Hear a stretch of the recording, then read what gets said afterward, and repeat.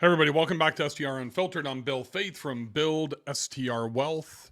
Hopefully you guys are doing well. This is STR Unfiltered. That means there might be a profanity, slang or two, and it's the unbridled truth about being a short-term rental real estate investor and a host about hospitality. Today's about your stupidity. And I see so many of you, hopefully it's not actually you that are listening or watching right now, but I see so many people. Just saw it this morning, which is what spiked this in my Build Short-Term Rental Wealth Facebook group. I'm looking at the post right over there, and literally somebody wants to rent out his personal ATVs to his guests. And the first thing that pops into my mind, are you fucking kidding me? That is the dumbest fucking thing that you could ever do. That's worse than a motorized golf cart. That's probably worse than a pontoon boat. You're not going to make enough money compared to the liability in your family's future. There's the risk reward is just insane from a risk standpoint. Do not do it. It is not worth it. It is really that simple. I could end this podcast right now at 90 seconds in. I shouldn't even have to explain myself. It doesn't matter if you have a sub $1 million net worth or a $50 million net worth.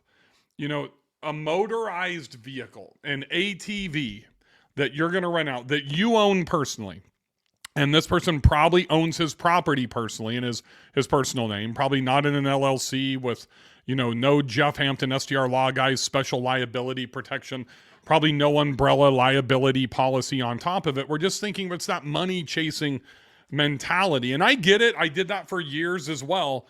But now I'm older and wiser, and you can see the gray in my beard. When there was no gray there, I probably would have done stupid shit like this too. But here's the deal. There is a big difference between an electric golf cart and a motorized golf cart, or an ATV, or a pontoon boat. And a lot of people on lake properties, like, hey, I can go buy, an old 10-year-old pontoon boat for $15K, and I can rent it out for $400 a day. Okay.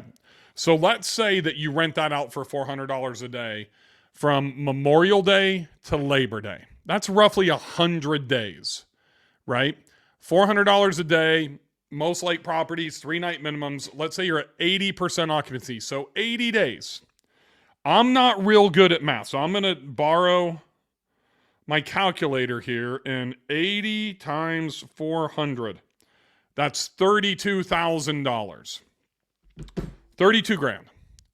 Now you're going to have upkeep, you're going to have damage, you're going to have cleaning costs, you're going to have insurance costs, you're going to have all this stuff. Let's just say there's $5,000 in total costs through a summer. So now let's drop that down to 27 grand.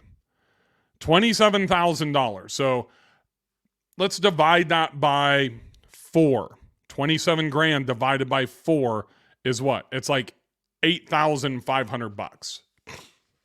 Is $8,500 worth it if a 5-year-old kid drowns while they're on your pontoon boat, or, they run it in, they're drunk and they're drinking and they run it into your dock and cause $50,000 worth of damage, and somebody loses a leg because they tried to stop the boat with their foot? Is it worth renting ATVs for $27,000 through a summer if people go out and, they become a quadriplegic when they crash the thing into a tree? Is it worth it for a motorized golf cart? These are the things that we have to weigh. And if you are going to go and do something idiotic like that, then you better have liability insurance. And a lot of you are buying second home loans in your name. Then you're going to like State Farm or Farmers and getting regular residential policies for homeowners, and you're having a rental addendum put onto your policy, and you have no idea what your real coverages are. You have no umbrella, no liability, to where if somebody like me comes in and I'm worth probably, I don't know, 30 to 50 million if I was to die and you were at fault today. And believe me, my wife is going to find the best lawyer to sue the shit out of you so she can take care of my kids for their adult lives and possibly their grandchildren. So if I'm worth 30 to 50, a smart attorney is probably going for 75 to 100 to start with. That's going to ruin anybody's life. Just Google Gulf Shores, Alabama pool diving incident and watching it. I think it was an $11 million judgment right before COVID, about 4 years ago, 3-4 years ago, where somebody didn't have the proper signage and literally someone dove into, like that Sunsplash shelf. And we don't think about these things. We don't think about a lot of people don't think about that liability. So at the very least, and most of you probably don't know this, if you are in a location, and I'm just going to use myself as a use case. I bought a property in Montana. Proper denied the property on the homeowner, so I had to go through State Farm to get my homeowners. Yes, I am added a rental policy. Yes, I have $500,000 in liability on that. But I went back to Proper and said, hey, can you give me a liability on top of it? And I added $2 million on top of it. I also have another $5 million umbrella policy for all of my properties. Well, Bill, why would you spend that kind of money? Well, the $2 million policy from Proper, I forgot what it was. It was less than $1,200 maybe? $1,300. It was very cost efficient. For me, I'm willing to write that check for the protection, the liability protection. I'm on a river. Literally, it's a river. It's not a fast-moving river. It's a slow-moving river. But if somebody gets in it, it's filled with rocks on the bottom. Easily break an ankle. Someone could slip and fall, hit their head. If they dive into the river and the water's low. It's in Montana. There's lots of ice. What happens if somebody slips and falls just going from, their vehicle onto my stoop? What happens if somebody falls? It's a two-story property. There's a million things that can happen that I want to protect my liability. There's a reason that Jeff Hampton from STR Law Guys has property and individual LLC, then liability umbrella on top of it, the first and second rungs. Every one of us as an investor should have an umbrella policy, but we can mitigate our risks by really paying attention to what the value is of these additional amenities. We have risk with a hot tub. We have risk with a pool. Do you have signs at every entrance and exit to your pool? Do you have pool rules? No lifeguard on duty. All that correct, wording on your signs. Do you have that in your listing? Do you have that in your rental agreement? Do you have all of these things to where it's not just one sign and you say, okay, I'm done. Everybody's got to see that sign walking in and out of the pool. What you need to think about is what happens if something bad happens and you end up in a court of law. So it's kind of interesting. The first place that I put stuff is at a lake property, and I've got it on a tree before you go down the steps. I've got it on the dock when you get down there. I've got it in my listing. I've got it in my rental. I've got it everywhere I just mentioned. But I still have the umbrella policy on top of it. Every time somebody, literally probably 95% of the time somebody checks into my lake property.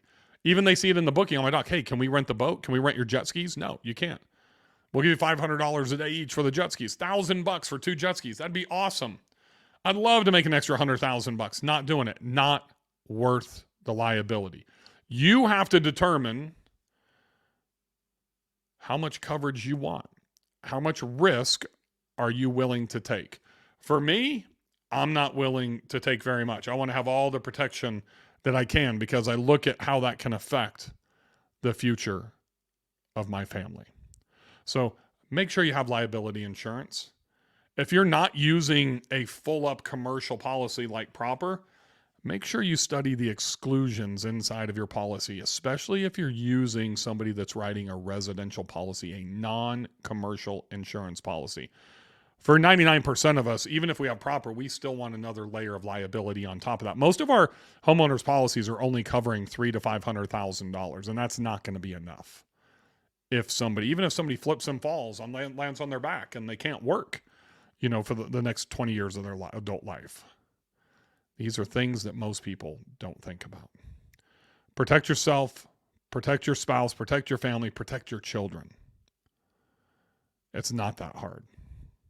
Thanks for joining me, everybody, on this episode of STR Unfiltered. We'll see you next week. Happy hosting.